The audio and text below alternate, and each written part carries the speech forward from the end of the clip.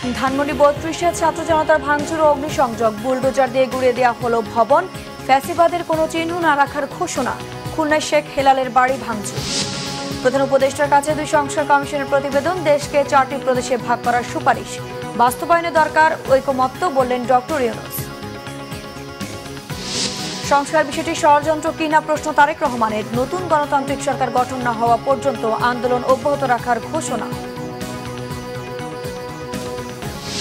ফ্যাসিবাদ বিরোধী শক্তি নিয়ে এ মাসে আসছে নতুন রাজনৈতিক দল। ফেব্রুয়ারি-মার্চ জুড়ে রাজপথে থাকবে ছাত্র জনতা।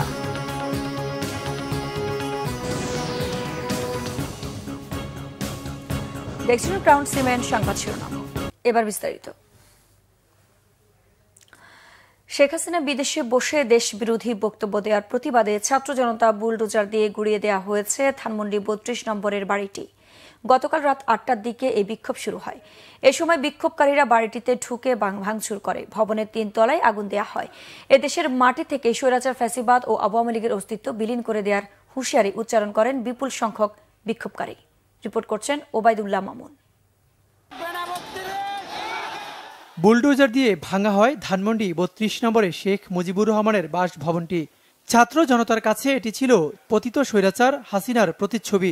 বাংলাদেশে যাতে কোনো রাষ্ট্রপ্রধান ফ্যাসিস্ট না হয় সেজন্যই ছাত্র জনতা গুড়িয়ে দেয় এই ভবনটি। এর আগে বুধবার রাত ৮টা থেকে ধানমন্ডি ৩২ নম্বরের 2টি ভবনে প্রথমে ভাঙচুর, পরে আগুন দেয়া হয়।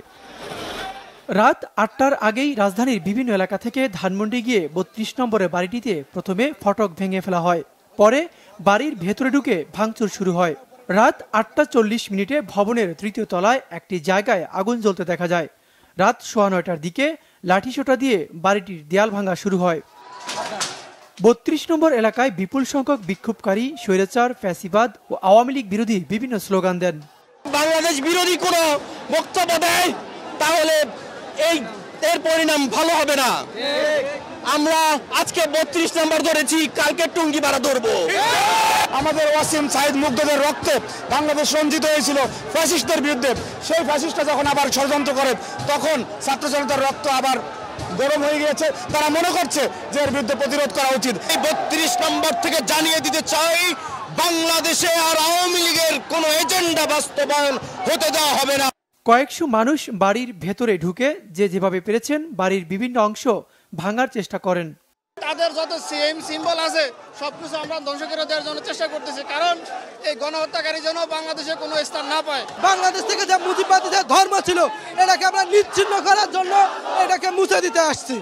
এর আগে জুলাই গণঅভ্যুত্থানের মুখে পালিয়ে ভারতে অবস্থান নেওয়া স্বৈরশাসক শেখ হাসিনার ভাষণ দেওয়াকে কেন্দ্র করে ফেসবুকে ধানমন্ডি ৩২ অভিমুখে বুলডোজার মিছিলের কর্মসূচির ডাক দেয় ২৪-এর বিপ্লবী ছাত্র জনতা। পাশাপাশি মার্চ টু ধানমন্ডি ৩২ কর্মসূচির ঘোষণাও করা হয়। এই বাড়িটা হচ্ছে ফ্যাসিবাদের টুলস। আমরা নিছক একটা বিল্ডিং ভাঙতে আসি নাই, আমরা ফ্যাসিবাদের টুলস ভাঙতে আসি। সে দিল্লিতে বসে ভাষণ দিবে, আমরা এখানে মুজিবের ভাষা ভেঙে এখানে উদযাপন করব। বিভিন্ন দল যারা আওয়ামী লীগ পৃষ্ঠপোষকতা করতেছে, বিভিন্নভাবে আওয়ামী লীগ আনতে চাইতেছে, এটা তাদের প্রতি অ্যালার্মিং যে ৩৬ July still exist. It is not end, it is never ending. July গণঅভ্যুত্থানে স্বৈরতান্ত্রিক আওয়ামী লীগ সরকারের পতনের পর গত ৫ আগস্ট ধানমন্ডি ৩২ নম্বরের বাড়িটিতে হামলা, ভাঙচুর ও অগ্নিসংযোগ করেছিল বিক্ষুব্ধ জনতা। এরপর থেকে বাড়িটি অনেকটা পরিত্যক্ত অবস্থায় ছিল। ওবায়দুল্লাহ মামুন, বাংলা ভিশন, ঢাকা। দর্শক, ধানমন্ডি ৩২ নম্বরে এই মুহূর্তে আছেন বিশেষ প্রতিনিধি SM ফয়েজ। সরাসরি যাচ্ছি তার কাছে। ফয়েজ, ধানমন্ডি ৩২-এ এখনকার অবস্থা জানাবেন।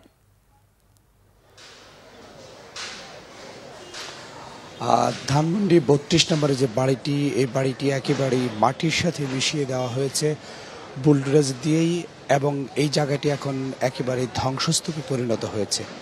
আমরা যদি একটু বাংলা ভিশনের দর্শকদেরকে একটু যদি ক্যামেরার লেন্সে যতটুকু যাই যদি একটু দেখানোর চেষ্টা করি, তাহলে একটু দেখানোর চেষ্টা করছি আমরা যে ভারতে পালিয়ে যাওয়া শেখ হাসিনার বক্তৃতা যে প্রচারকে নিয়ে উত্তেজনা শুরু হয় গতকাল বুধবার, সেই উত্তেজনাকে কেন্দ্র করে ধানমন্ডি ৩২ নম্বরে বুধবার রাত ৮টা থেকে ব্যাপক ভাঙচুর করা হয়। তারপর অগ্নিসংযোগ করা হয়, সেখানে আগুন দেওয়া হয়, এবং তারপর রাত থেকেই বুলডোজার দিয়ে এই পুরো ভবনটিকে একেবারে মাটির সাথে মিশিয়ে দেওয়া হয়। শুধু ধানমন্ডির বাড়ি নয়, অগ্নিসংযোগ করা হয়েছে শেখ হাসিনার যে বাসভবন সুধা সদন, সেখানেও আগুন ধরিয়ে দেওয়া হয়েছে। এছাড়া ঢাকার বাইরে খুলনা, যশোর, কুষ্টিয়া, বরিশাল, সিলেট, রংপুর, ভোলা সহ বিভিন্ন জায়গায় শেখ হাসিনার আত্মীয় এবং আওয়ামী লীগের নেতাদের বাড়িসহ বিভিন্ন ভাস্কর্য মুরাল ভাঙচুর করা হয়েছে। ছাত্র জনতার যে ক্ষোভ, তাদের যে আন্দোলন, তারা বলছেন এই ফ্যাসিবাদকে যারা আবারও বাংলার মাটিতে আনতে চায় তাদের পরিণতি খুব একটি ভালো হবে না। শেখ হাসিনার বক্তব্যকে কেন্দ্র করে যে উত্তেজনা সৃষ্টি হয়েছে, সেই উত্তেজনাকে কেন্দ্র করেই আজকের এই ঘটনাটি, এবং 32 নম্বরের যে বাড়িটি ধূলিসাৎ করে দেওয়া হয়েছে, একবারে মাটির সাথে মিশিয়ে দেওয়া হয়েছে, এর জন্য দায়ী শেখ হাসিনা। তিনি ভারতে পালিয়ে যাওয়ার পরও বাংলাদেশ নিয়ে নানা ধরনের কুরুচিপূর্ণ বক্তব্য দিচ্ছেন এবং নানা ধরনের কথা বলছেন।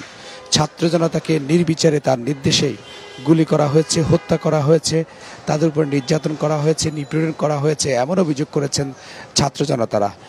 সকাল থেকেই উৎসব জনতা, কালকের রাত অর্থাৎ বুধবার রাতেও আমরা দেখেছি উৎসব জনতা ভিড় করছেন, কেউ সেলফি তুলছেন, কেউ ভিডিও করছেন। আবার আমরা দেখছি কিছু কিছু ব্যক্তি আছেন, তারা বাড়ির আসবাবপত্র কেউ নিয়ে যাচ্ছেন, কেউ বেসিন নিয়ে যাচ্ছেন, একেবারে যার যেটি পছন্দ সেটি নিয়ে যাচ্ছেন এবং ছবি তুলছেন। একেবারে এই সকালেই উৎসব জনতার প্রচুর ভিড়, সবাই ছবি তুলছেন, যেই যার মতো করেই দেখছেন এবং এখন পর্যন্ত আগুন জ্বলছে। যেমনটা বলেছিলাম, বৈষম্য বিরোধী ছাত্র আন্দোলনের ডাকে বুধবার রাত 8টার পর বিপুল সংখ্যক মানুষ ধানমন্ডির 32 নম্বর সড়ক জড়ো হন। এই যেই টানা চলছে এবং বুলডোজার দিয়ে বাড়িটিকে ধূলিসাৎ করা হয়েছে এবং বাড়ির আশপাশে যে গাছগুলো রয়েছে সেগুলোকেও একেবারে উপড়ে ফেলা হয়েছে এবং কাজ চলছে। তার পাশে যে ভবনটি রয়েছে সেটিকেও মাটির সাথে মিশিয়ে দেওয়া হবে। তো এই ছিল আমার কাছে এখানকার সবশেষ তথ্য। পরবর্তী সংবাদে বাংলা ভিশনের দর্শকদেরকে আরও বিস্তারিত জানাতে পারবো বলে আমরা আশা করছি। ধন্যবাদ ফয়েজ। ভোলায় সাবেক মন্ত্রী তোফায়েল আহমেদের বাড়ি পুড়িয়ে দিয়েছে ছাত্র জনতা। বরিশালেও বঙ্গবন্ধুর ভাগ্নে আবুল হাসান আবদুল্লাহর বাসভবন এবং ঝালকাঠি 2 আসনের সাবেক সংসদ সদস্য আমির হোসেন আমুর বাসার বাউন্ডারির দেয়াল ও মূল ভবনের একাংশ ভেঙে দিয়েছে বিক্ষুব্ধ ছাত্র জনতা। ভোলায় মধ্যরাতে সাবেক মন্ত্রী ও আওয়ামী লীগের উপদেষ্টা মণ্ডলীর সদস্য তোফায়েল আহমেদের গাজীপুর রোডের বাসভবনে আগুন দিয়ে জ্বালিয়ে বিক্ষোভ করে ছাত্র জনতা।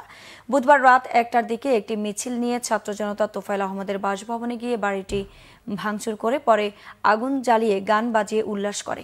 এদিকে গতকাল রাত 12টার পরে বিক্ষুব্ধ ছাত্র জনতা আবুল হাসান আবদুল্লাহর বাড়িতে হামলা ও ভাঙচুর করে এক পর্যায়ে আগুন ধরিয়ে দেয়। পরে সেনাবাহিনী আগুন নিয়ন্ত্রণে এনে ছাত্র জনতাকে ধাওয়া দেয়। এতে বেশ কয়েকজন আহত হয়। বুধবার রাত 2টার দিকে নগরীর বগুড়া রোডের আমির হোসেন আমুর বাড়িও ভাঙচুর করা হয়। সেখানে শুরুতে বাড়ির মূল ফটকে ভেঙে ভিতরে প্রবেশ করে দোতলা ডুপ্লেক্সে ভবন ভাঙার চেষ্টা করে বিক্ষুব্ধ ছাত্র জনতা। এদিকে সাতক্ষীরায় শহরের বিভিন্ন স্থানে শেখ মুজিবুর রহমানের মুরাল ভাঙচুর করেছে বিক্ষুব্ধ ছাত্র জনতা। গতকাল রাতে খুলনা রোডে মোড়ে অবস্থিত মুরালটি প্রথমে ভাঙচুর করা হয়। এরপর একে একে জেলা পরিষদ ও সিটি কলেজ সংলগ্ন সদর উপজেলা মুক্তিযুদ্ধ সংসদে থাকা মুরাল ভাঙচুর করেন তারা। এর আগে একটি বিক্ষোভ মিছিল নিয়ে বিভিন্ন সড়ক ঘুরে আওয়ামী লীগের বিরুদ্ধে নানা স্লোগান দেন ছাত্র জনতা। এতে নেতৃত্ব দেন বৈষম্য বিরোধী ছাত্র আন্দোলনের আহ্বায়ক আরাফাত হোসেন, মুখ্য সংগঠক আল শাহরিয়ার রুমন, রাহাত হোসেন ও ইব্রাহিম খলিল সহ অন্যান্যরা। প্রধান উপদেষ্টা ডক্টর মোহাম্মদ ইউনূসের কাছে বুধবার প্রতিবেদন জমা দিয়েছে জনপ্রশাসন ও বিচার বিভাগ সংস্কার কমিশন। জনপ্রশাসন কমিশন প্রশাসনিক ও রাজনৈতিক বিকেন্দ্রীকরণের সুফল জনগণের কাছে পৌঁছাতে পুরো দেশকে 4টি প্রদেশে ভাগ করার সুপারিশ করা হয়েছে। এছাড়া প্রশাসনের অ্যাডমিন ক্যাডারের পদায়ন 50% নামিয়ে আনা সহ বিভিন্ন গুরুত্বপূর্ণ সংস্কারের পরামর্শ দিয়েছে।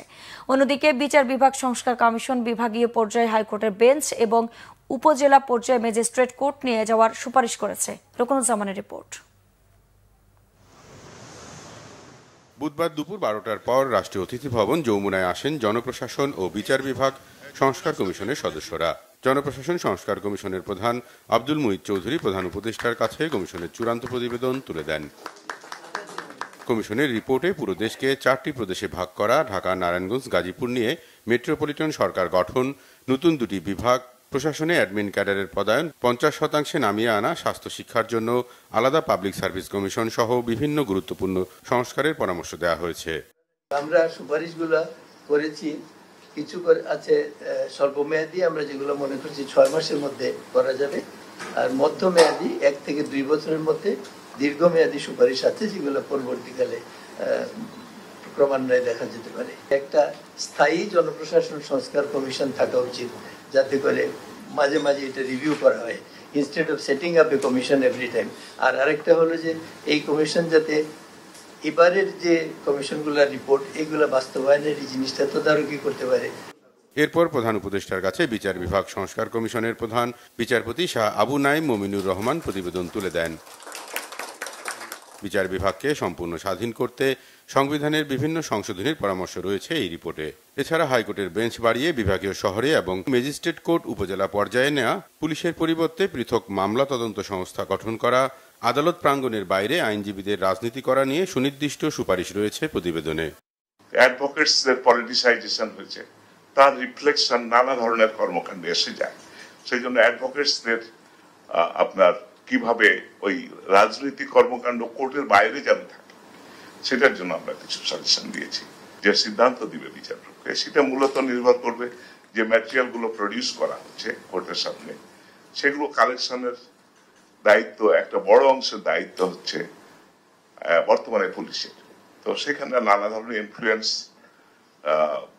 অভিযোগ আছে, যে কারণে পুলিশের তথা টোটাল বিচার প্রক্রিয়ার অ্যাকসেপ্টেবিলিটি, ক্রেডিবিলিটি নিয়ে প্রশ্ন আছে। সেই জন্য আমরা একটা স্বতন্ত্র তদন্ত সংস্থা গঠন করার কথা বলেছি। পরে রাষ্ট্রীয় অতিথি ভবন যমুনার সামনে কমিশনের এসব প্রতিবেদন নিয়ে ব্রিফিং করেন প্রধান উপদেষ্টার প্রেস সচিব। কনসেনসাস কমিশনের সাথে পলিটিক্যাল পার্টিগুলোর কথার মাধ্যমে একটা ডিসিশন হবে যে কতটুকু রিফর্ম আসলে খুব দ্রুত করতে হবে, কতটুকু পরে করা যাবে। সেই ঐক্যমতের উপরে যতগুলো রিফর্ম, যে না এই যে ওনারা 5000 রিফর্মের কথা বলেছেন, তার মধ্যে 2000-এর ব্যাপারে সবাই ঐক্যমতে আসছেন। এই ঐক্যমত যেটা হবে, কনসেনসাসে যেটা রিচ হবে, সেটাই সবাই সাইন করবেন পলিটিক্যাল পার্টিগুলো, এবং সাইন করার পরে যেটা দাঁড়াবে সেটাই হবে জুলাই চার্টার। এই জুলাই চার্টারটারই বাস্তবায়ন এই গভর্নমেন্ট কিছু করবেন, পরবর্তী গভর্নমেন্টগুলো এসে করবেন, এবং এই বাস্তবায়নের আলোকে নির্ভর করবে এই ইলেকশনটা কি এই বছরের ডিসেম্বরের মধ্যে হবে নাকি আগামী বছর জুনের মধ্যে হবে। সংবিধান সংস্কার কমিশন সহ প্রধান 6টি সংস্কার কমিশনের মেয়াদ শেষ হবে 8 ফেব্রুয়ারি। এরপর থেকেই কাজ শুরু করবে প্রধান উপদেষ্টা অধ্যাপক মোহাম্মদ ইউনূসের নেতৃত্বে জাতীয় ঐক্যমত্য কমিশন। রুকুনুজ্জামান, বাংলাভিশন, ঢাকা। এদিকে প্রধান উপদেষ্টা ডক্টর মোহাম্মদ ইউনূস বলেছেন, সংস্কার কমিশনগুলোর সুপারিশ বাস্তবায়ন হলে নাগরিকরা তাদের অধিকার ফিরে পাবে। দেশের মানুষের অতীত অভিজ্ঞতা হেনস্থা ও অবমাননার বলেও অভিযোগ তার। গতকাল জনপ্রশাসন ও বিচার ব্যবস্থা সংস্কার কমিশনের প্রতিবেদন গ্রহণ করে তিনি এসব কথা বলেন। আমাদের যে অভিজ্ঞতা, দেশের যে অভিজ্ঞতা, এটা হলো হেনস্থার অভিজ্ঞতা, অবমাননার অভিজ্ঞতা। আমরা নাগরিক হিসেবে যে আমাদের একটা দাবি আছে, অধিকার আছে, সেটা ভুলে যাওয়ার অভিজ্ঞতা, নতজানু হওয়ার অভিজ্ঞতা। তো আশা জায়গায় যে হয়তো আমরা এটার থেকে মুক্ত হব, আমরা সত্যিকার ভাবে নাগরিক হিসেবে অধিকার ফিরে পাব, এটাই আমাদের প্রত্যাশা। এবং আপনাদের এই রিপোর্টের মাধ্যমে সে প্রত্যাশা পূরণ হোক। সংস্কার বিষয়টি কোনো ষড়যন্ত্র কিনা প্রশ্ন বিএনপির ভারপ্রাপ্ত চেয়ারম্যান তারেক রহমানের। তিনি জানান, 2.5 বছর আগে রাষ্ট্র কাঠামো মেরামতের জন্য 31 দফা সংস্কার প্রস্তাব দিয়েছে বিএনপি। সে সময় বিএনপি ছাড়া কেউ সংস্কার কথা বলেনি। তারেক রহমান বলেন, সব শহীদদের আত্মার শান্তির জন্য নতুন গণতান্ত্রিক সরকার গঠন না হওয়া পর্যন্ত সংগ্রাম আন্দোলন অব্যাহত থাকবে। রিপোর্ট করছেন সিকান্দার রিমান। বিচার বহির্ভূত হত্যার শিকার ফেনীর সোনাগাজী উপজেলা যুবদল নেতা মোহাম্মদ মাসুদের পরিবারকে নতুন বাড়ি উপহার দিয়েছেন বিএনপির ভারপ্রাপ্ত চেয়ারম্যান তারেক রহমান। পরে সোনাগাজী পাইলট হাই স্কুল মাঠে অনুষ্ঠিত সভায় ভার্চুয়ালি যুক্ত হয়ে বক্তব্য দেন তারেক রহমান। শিক্ষা, চিকিৎসা, বিচার বিভাগ, কর্মসংস্থান সহ সব ক্ষেত্রে উন্নতির জন্য গণতান্ত্রিক সরকারের প্রয়োজনীয়তা উল্লেখ করেন তিনি। বলেন, আগামী দিনে দেশ যাতে সমৃদ্ধির পথে এগিয়ে যেতে পারে সেজন্য 31 দফা ঘোষণা করেছে বিএনপি। সংস্কার করে এটি কি কোনো ষড়যন্ত্র কিনা? যদি সংস্কার করে এই বিষয়টিকে যদি দীর্ঘায়িত করা হয়, তাহলে দেশের সমস্যা বাড়বে। আমাদের যে হারে দ্রব্যমূল্যের ঊর্ধ্বগতি হচ্ছে, যে হারে বেকার সমস্যা হচ্ছে, যে হারে শিক্ষা ব্যবস্থা ভেঙে পড়ছে, যে হারে আইন শৃঙ্খলা ব্যবস্থা ভেঙে পড়ছে, যদি এই সব কিছুকে আবার জনগণের প্রত্যাশা অনুযায়ী গড়ে তুলতে হয়, যদি দ্রব্যমূল্যের ঊর্ধ্বগতির লাগাম টেনে ধরতে হয়, তাহলে অবশ্যই জনগণের সেই সরকারকে প্রতিষ্ঠিত করতে হবে। গণতান্ত্রিক সরকার গঠন না হওয়া পর্যন্ত এবং মানুষের অধিকার প্রতিষ্ঠা না হওয়া পর্যন্ত সংগ্রাম আন্দোলন অব্যাহত থাকবে বলেও জানান তারেক রহমান। স্বৈরাচার মুক্ত আন্দোলনের শহীদদের আত্মার যদি যথাযোগ্য মর্যাদা দিতে হয়, তাহলে আমাদেরকে বাংলাদেশের মানুষের গণতন্ত্রের শাসনকে প্রতিষ্ঠিত করতে হবে, এবং যতদিন পর্যন্ত সেই গণতন্ত্র প্রতিষ্ঠিত না হবে ততদিন পর্যন্ত আমাদের আন্দোলন অব্যাহত থাকবে। তারেক রহমান জানান, বেগম খালেদা জিয়া দেশের মানুষের কর্মসংস্থান সহ সার্বিক উন্নয়নে কাজ করেছেন। খাল খননের মাধ্যমে খাদ্য উৎপাদন বাড়িয়েছিলেন শহীদ রাষ্ট্রপতি জিয়াউর রহমান। বহুদলীয় গণতন্ত্রের প্রবর্তন তার দূরদর্শী চিন্তার ফসল। আপনাদের সকলকে, এই সকল অনুচরদের বিরুদ্ধে আপনাদের সকলকে সজাগ থাকতে হবে। সিকান্দার রেমান, বাংলা ভিশন, ঢাকা। এদিকে রাষ্ট্র মেরামতের লক্ষ্যে বিএনপির 31 দফা আগামী জাতীয় নির্বাচনের আগে দেশের প্রতিটি ঘরে পৌঁছে দেওয়ার আহ্বান জানিয়েছেন বিএনপি নেতা ইঞ্জিনিয়ার ইশরাক হোসেন। ঢাকা মহানগর দক্ষিণ বিএনপির উদ্যোগে বুধবার হাজারীবাগে 31 দফা নিয়ে আয়োজিত কর্মশালায় তিনি এসব কথা বলেন। এই সময় ইঞ্জিনিয়ার ইশরাক হোসেন নেতাকর্মীদের সামনে বিএনপির দেয়া 31 দফা পুরোটা পড়ে শোনান। বিএনপি নেতাকর্মীদের 31 দফা পড়তে এবং তা মনে প্রাণে ধারণ করতে প্রতিজ্ঞাবদ্ধ করান বিএনপি নেতা শেখ রবিউল আলম রবি। তিনি আরো বলেন, মুক্তিযোদ্ধাদের রাষ্ট্রীয় মর্যাদা ও রাষ্ট্রীয় স্বীকৃতি দেওয়া সহ এই 31 দফাই হবে বাংলাদেশের একমাত্র মুক্তির পথ। কর্মশালায় সভাপতিত্ব করেন ঢাকা মহানগর দক্ষিণ বিএনপির সিনিয়র যুগ্ম আহ্বায়ক হারুনুর রশিদ হারুন। অনুষ্ঠান সঞ্চালনা করেন ঢাকা মহানগর দক্ষিণ বিএনপির সদস্য সচিব তানবির আহমেদ রবিন। হাজারীবাগ থানা বিএনপির উদ্যোগে এই কর্মশালায় নেতাকর্মীদের উপস্থিতি ছিল চোখে পড়ার মতো। আমরা অতীতে যারা আন্দোলন সংগ্রামের মাধ্যমে স্বৈরাচারী ফ্যাসিস্ট হাসিনার পতনকে আমরা ঘটিয়েছি এবং আগামী দিনে জনগণের রাজনীতি করার জন্য আমরা আজকে আমাদের নেতা দেশনায়ক জনাব তারেক রহমানের নেতৃত্বে সুসংগঠিত হয়ে জনগণকে সংগঠিত করে আমাদের এই দফাগুলা হাজির করছি। আমাদেরকে এখন এই দফাগুলা খুব ভালোভাবে আমাদেরকে আয়ত্ত করতে হবে এবং আগামী জাতীয় নির্বাচনের আগে প্রত্যেকটি ঘরে ঘরে পৌঁছে এটা খুব সহজভাবে আপনাদেরকে জনগণের মাঝে পৌঁছিয়ে দিয়ে আমাদের আগামী নির্বাচনের আগে ইনশাল্লাহ আমি বিশ্বাস করি, যদি আমরা সকলেই সচেষ্ট থাকি, আমাদের নেতা দেশনায়ক তারেক রহমানের নেতৃত্বে বাংলাদেশ জাতীয়তাবাদী দল বিপুল ভোটে জয়লাভ করে আগামী দিনে রাষ্ট্র ক্ষমতায় এবং সরকার গঠন করে বাংলাদেশকে যে অতর গহ্বরে খুনি হাসিনা নিয়ে গিয়েছিল সেখান থেকে উদ্ধার করে একটি শক্তিশালী সমৃদ্ধশালী রাষ্ট্র আগামীতে আমরা গড়ে তুলব। আমাদের বর্তমান যে সংবিধান সেখানে শাসন বিভাগ অর্থাৎ সরকার অর্থাৎ প্রধানমন্ত্রীর একক ক্ষমতা। আমরা চাই প্রধানমন্ত্রী, ক্যাবিনেট, রাষ্ট্রের 3টি বিভাগ, শাসন বিভাগ, বিচার বিভাগ, আইন বিভাগ স্বতন্ত্রভাবে ফাংশন করবে, সক্রিয়ভাবে ফাংশন করবে। এক বিভাগ আরেক বিভাগের উপর খবরদারি করবে না, সমন্বয় করবে, জনগণের স্বার্থ রক্ষা করবে, মানবিক বাংলাদেশ গঠন করবে। দর্শক, আমাদের আরেক সহকর্মী ফজলে রাব্বি আছেন ধানমন্ডিতে, সরাসরি যুক্ত হচ্ছি তার সাথে। রাব্বি, ধানমন্ডি এলাকার পরিস্থিতি জানাবেন।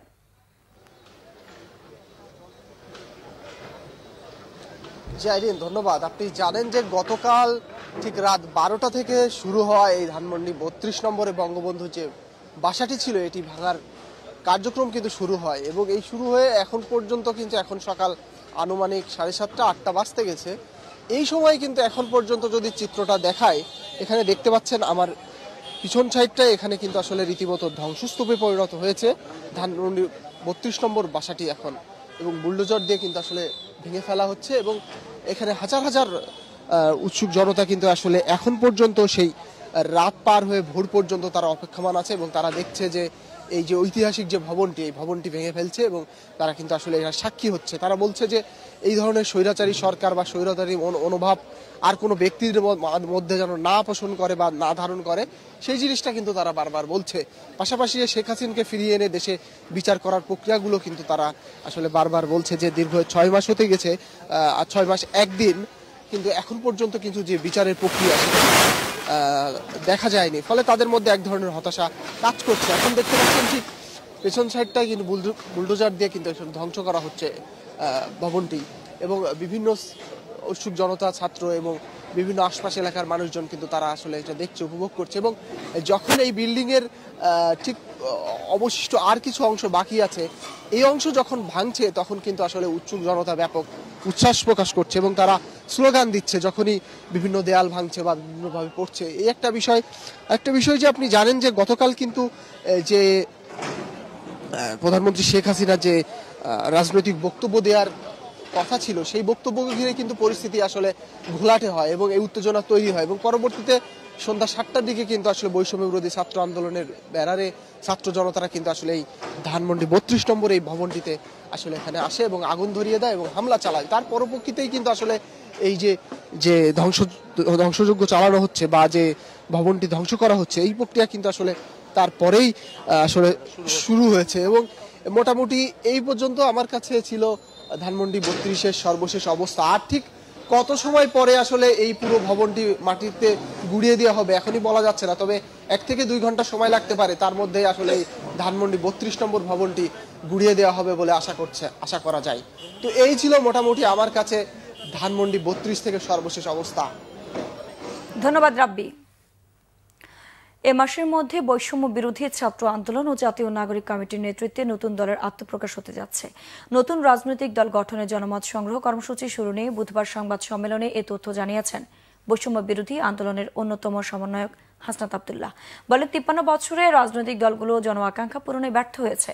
নতুন দল জনগণের প্রতি দায় ও দরদের রাজনীতি করবে বলে জানান জাতীয় নাগরিক কমিটির আহ্বায়ক নাসিরউদ্দিন পাটোয়ারি। বিস্তারিত জানাচ্ছেন মামুন আব্দুল্লাহ। 24-এর অভ্যুত্থানের পর থেকেই গুঞ্জন শোনা যাচ্ছিল বৈষম্য বিরোধী ছাত্র আন্দোলনের নতুন রাজনৈতিক প্ল্যাটফর্ম নিয়ে। নতুন প্ল্যাটফর্মে কারা থাকছে কিংবা কি ফরম্যাটে করা হবে নতুন দল, তা নিয়ে চলছে নানা আলোচনা সমালোচনা। এবার নতুন রাজনৈতিক দল গঠনের জনমত সংগ্রহ কর্মসূচি নিয়ে অনুষ্ঠিত হলো সংবাদ সম্মেলন, যেখানে খোলাসা করা হলো সকল প্রশ্নের উত্তর। সাংবাদিকদের মুখোমুখি হন বৈষম্য বিরোধী ছাত্র আন্দোলনের অন্যতম নেতা হাসনাত আব্দুল্লাহ, নাসিরউদ্দিন পাটোয়ারি সহ অন্যান্য নেতারা। বলেন, গেল 53 বছরে রাজনৈতিক দলগুলো জন আকাঙ্ক্ষা পূরণে ব্যর্থ হয়েছে। 24 পরবর্তী স্পিরিট ধারণ করে এবং মানুষের আশা আকাঙ্ক্ষার কথা মাথায় রেখে নতুন দল গঠনের সিদ্ধান্ত নেওয়া হয়েছে বলে জানান তারা। ছাত্র তরুণরা অভ্যুত্থানের মধ্য দিয়ে সৃষ্টি হওয়া এই যে ক্রমশ যেই আমাদের এই ভূখণ্ডের মানুষের আশা আকাঙ্ক্ষা এবং নতুন করে 24 পরবর্তীতে মানুষের যে আশা আকাঙ্ক্ষা তৈরি হয়েছে, ফেসিবাদ উত্তর বাংলাদেশ, যেখানে সাম্য, সামাজিক ন্যায় বিচার এবং মানবিক মর্যাদাকে প্রাধান্য রেখে আমাদের যে নতুন রাষ্ট্রকল্প মানুষ চিন্তা করছে এখন, সেটিকে ধারণ করে বাংলাদেশের ফেসিবাদ বিরোধী জনতাকে সাথে নিয়ে আমরা একটি রাজনৈতিক দল গঠনের উদ্যোগ নিয়েছি। জুলাই আন্দোলনে ফ্যাসিবাদকে হটাতে পারলেও এখনো বিভিন্ন জায়গায় তাদের বিচরণ রয়েছে উল্লেখ করে জাতীয় নাগরিক কমিটির আহ্বায়ক নাসিরউদ্দিন পাটোয়ারি বলেন, সব শ্রেণী পেশার মানুষকে নিয়েই গঠন করা হবে নতুন দল। জনসাধারণ যেভাবে গণ অভ্যুত্থানে অংশগ্রহণ করেছিল, সবার মতামতের ভিত্তিতে একটি সুন্দর রাজনৈতিক দল যে আকাঙ্ক্ষার ছিল, 5 তারিখে মানুষ রাজপথে নেমে এসেছিল, তাদের সেই আকাঙ্ক্ষার ভিত্তিতে আমরা একটি সুন্দর রাজনৈতিক দল মানুষকে উপহার দেওয়ার জন্য এই ক্যাম্পেইন চালু করেছি। এই দলটি হলো আপনার এই মাসের মধ্যে আসবে। কোনো কিংস পার্টি বা সরকারি সাপোর্টের দল, এই যে কনসেপ্টগুলো যাদের মাথা থেকে আসে, ওনাদের হয়তো প্রিভিয়াস এক্সপেরিয়েন্স রয়েছে। দলে যোগ দিতে হলে উপদেষ্টাদের অবশ্যই সরকারি পদ থেকে পদত্যাগ করে আসতে হবে বলে জানান ছাত্র নেতারা। আমরা যে প্রক্রিয়াতে এগোচ্ছি সেখানে আসলে উপদেষ্টা থেকে দলে অংশগ্রহণের সুযোগ থাকবে না। যদি দলে অংশগ্রহণ করতে হয়, অবশ্যই উপদেষ্টার পদটা তাকে ছাড়তে হবে। নতুন দল গঠনের লক্ষ্যে অনলাইনে 1 লাখ এবং অফলাইনে 1 লাখ মানুষের মতামত নেওয়া হবে বলেও জানান ছাত্র নেতারা। মানুষের কাছে আমরা ফিরে যেতে চাই। মামুন আব্দুল্লাহ, বাংলা ভিশন, ঢাকা। শেখ হাসিনা ভারতে বসে কোনো রাজনৈতিক বক্তব্য কিংবা কর্মসূচি দিলে তার দায় দেশটির সরকারকে নিতে হবে বলেছেন তথ্য সম্প্রচার উপদেষ্টা নাহিদ ইসলাম। বুধবার তিনি বলেন, ফেব্রুয়ারি-মার্চ জুড়ে ছাত্র জনতা রাজপথে থাকবে, পাশাপাশি যে কোনো সময়ের জন্য তারা প্রস্তুত। রিপোর্ট সৈয়দ আব্দুল মুহিতের। জুলাই-আগস্টে গণমাধ্যমে প্রকাশিত সংবাদের সংকলন নিয়ে প্রকাশিত গ্রন্থ সংবাদপত্রে জুলাই অভ্যুত্থান বাংলা একাডেমিতে আহমেদ ফয়েজের গ্রন্থের মোড়ক উন্মোচন করেন তথ্য সম্প্রচার উপদেষ্টা নাহিদ ইসলাম। জুলাই গণ অভ্যুত্থানে তাদের উপর চালানো নির্মম নির্যাতন ও গণমাধ্যমের ভূমিকার সমালোচনা করেন। আবারও বললেন, শেখ হাসিনাকে আইনগতভাবে ফেরত চাইবে তার সরকার। আইনি জায়গা থেকে শেখ হাসিনাকে ফেরত চাবো। সে যদি ভারতের থেকে তার বক্তব্য প্রচার করে রাজনৈতিক মিটিং করে, তো এটার দায় অবশ্যই ভারতকে নিতে হবে এবং ভারত সরকারের কাছে আমরা এটার জবাব দিতে চাই।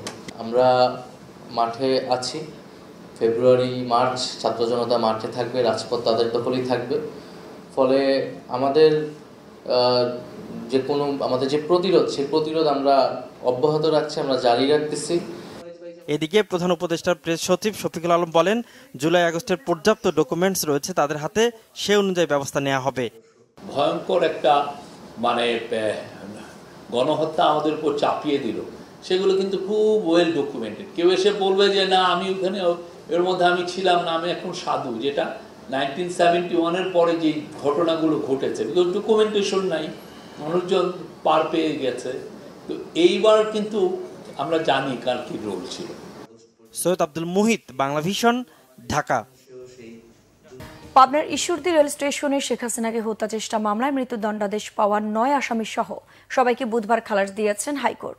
বিচারপতি মোহাম্মদ মাহবুবুল ইসলাম ও বিচারপতি হামিদুর রহমানের সমন্বয়ে গঠিত বেঞ্চ এ রায় ঘোষণা করেন।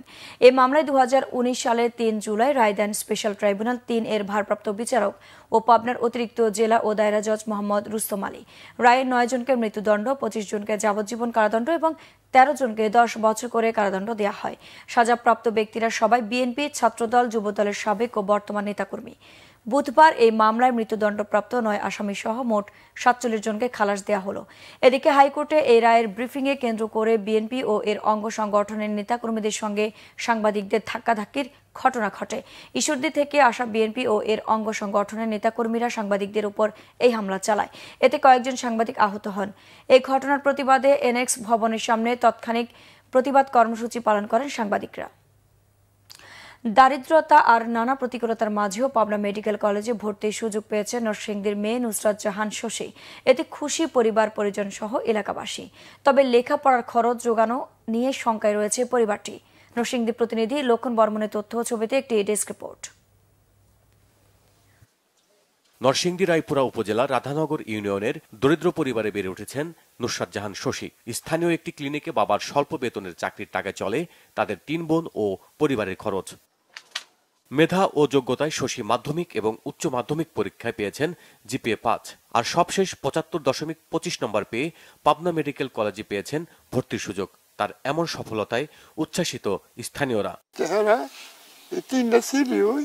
খুব কষ্ট মুখ করে লেখাপড়া লেগুন তো করাই নিছে, তো ডাইনে বাবুরা কিছু সহযোগিতা পাইছে, বুঝলেন না? তো বাহিরও আল্লাহ এই সহযোগিতা মতো আল্লাহ মাতাল করা। আমি যে কতটুকু আনন্দ, আমার চোখের পানি কিন্তু আমার দুঃখে আইতাছে না, আমার চোখের পানি আইতাছে কিন্তু আউসে। ভালো শিক্ষিত হইয়া মনে করে একটা ডাক্তার হোক, ইঞ্জিনিয়ার হোক, আমরা একটা গর্ব যে আমাদের মধ্যে একজন ডাক্তার হয়ে আইসি। মেডিকেলের সাফল্য আনতে সরকারের সহযোগিতা চেয়েছেন পরিবারটি। আমি সর্বোচ্চ শেষ করে আসলে রক্ত যদি বিক্রি করতে তাহলে আমার মেয়েদের লেখাপড়া আমি চালিয়ে যেতে আমি প্রস্তুত। যেহেতু আমার মেয়ে এত পরিশ্রম করে পরীক্ষা দিয়া 10 জনের মন খুশি করছে, দেশের পাশাপাশি সবাই বাবা মা তো আছি। ওই বড় ডাক্তার হয়ে হত দরিদ্র মানুষ বিনা বিচিটে, এমনকি যদি ওর কোনো হাতে কোনো সুযোগ থাকে তাহলে ওষুধের ব্যবস্থা যাতে সে করে দেয়, অথচ এই সমাজ এবং এই রাষ্ট্রের জন্য সে কল্যাণময় কাজগুলো সে করুক। অনেক আছে যে টাকার জন্য ডাক্তার হতে চাই, কিন্তু আমার ওইরকম কোনোভাবে কোনো দিনই মনে হয়নি যে আমি একজন ডক্টর হয়ে অনেক টাকা উপার্জন করব। আসলে আমি যে ফ্যামিলি সন্তান, আমি চাই আমার মতো যাতে 10টা মানুষের আমি আরো মেধাবী স্টুডেন্টদের সাহায্য করতে পারি। মেধাবীদের পাশে দাঁড়াতে বিত্তবানদের এগিয়ে আসার আহ্বান জানিয়েছেন শিক্ষকরা। আর্থিকভাবে ওদের যে পরিবার খুবই দরিদ্র, অসচ্ছল, এখন তারা যে মেডিকেলে যে চান্স পেল, এটা তাদের জন্য এবং আমাদের জন্য একটা বিশাল গর্বের বিষয়। কোনো বাধা মেধাকে আটকে রাখতে পারে না, তা প্রমাণ করেছেন শশী। তার এমন সাফল্য অনেকের জন্য অনুপ্রেরণা হয়ে থাকবে বলে প্রত্যাশা স্থানীয়দের। Bangla vision news desk. সংবাদ শেষ করব ক্রাউন সিমেন্ট শিরোনামগুলো আরেকবার জানিয়ে। ধানমন্ডি ৩২-এ ছাত্র জনতার ভাঙচুর ও অগ্নিসংযোগ, বুলডোজার দিয়ে গুড়িয়ে দেওয়া হলো ভবন। ফ্যাসিবাদের কোনো চিহ্ন না রাখার ঘোষণা। খুলনায় শেখ হেলালের বাড়ি ভাঙচুর। প্রধান উপদেষ্টার কাছে ২ সংস্কার কমিশনের প্রতিবেদন, দেশকে ৪টি প্রদেশে ভাগ করার সুপারিশ। বাস্তবায়নের দরকার ঐক্যমত্য বললেন ডক্টর ইউনূস। সংস্কার বিষয়টি ষড়যন্ত্র কিনা প্রশ্ন তারেক রহমানের। নতুন গণতান্ত্রিক সরকার গঠন না হওয়া পর্যন্ত আন্দোলন অব্যাহত রাখার ঘোষণা। ফ্যাসিবাদ বিরোধী শক্তি নিয়ে এ মাসে আসছে নতুন রাজনৈতিক দল। ফেব্রুয়ারি-মার্চ জুড়ে রাজপথে থাকবে ছাত্র জনতা।